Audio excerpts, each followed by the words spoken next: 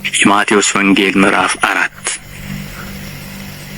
ከዚያ ወዲያ ኢየሱስ ከዲያብሎስ ይፈተን ዘንድ መንፈስ ወደ ምድረ በዳ ወሰደው።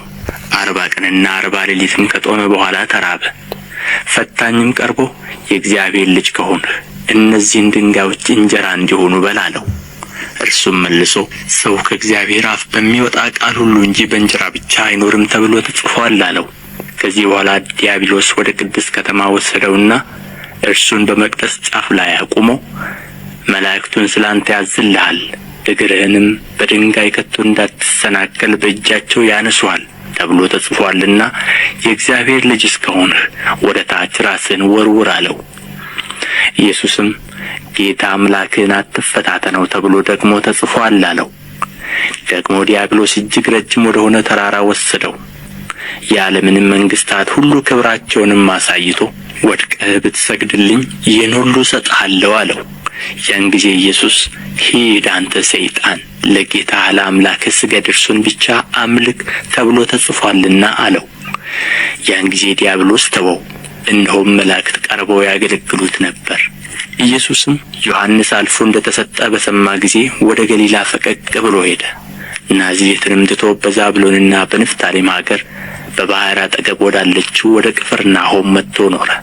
በነቢዩም በኢሳይያስ የዛብሎን ምድርና የንፍታሌም ምድር፣ የባሕር መንገድ፣ በዮርዳኖስ ማዶ የአሕዛብ ገሊላ፣ በጨለማ የተቀመጠው ሕዝብ ታላቅ ብርሃን አየ፣ በሞት አገር ጥላ ለተቀመጡትም ብርሃን ወጣላቸው የተባለው ይፈጸም ዘንድ ይህ ሆነ። ከዚያን ዘመን ጀምሮ ኢየሱስ መንግሥተ ሰማያት ቀርባለችና ንስሐ ግቡ እያለ ይሰብክ ጀመር።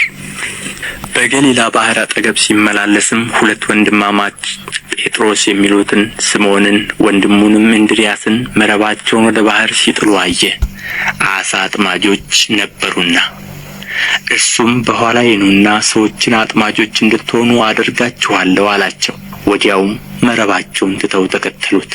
ከዚያም እልፍ ብሎ ሌሎችን 2 ወንድማማች የዘብዴዎስን ልጅ ያዕቆብንም ወንድሙንም ዮሐንስን ከአባታቸው ከዘብዴዎስ ጋር በታንኳ መረባቸውን ሲያበጁ አየ።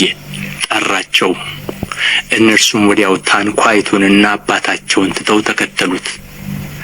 ኢየሱስም በምኵራቦቻቸው እያስተማረ የመንግሥትንም ወንጌል እየሰበከ በአሕዛብም ያለውን ደዌና ሕማም ሁሉ እየፈወሰ በገሊላ ሁሉ ይዞር ነበር።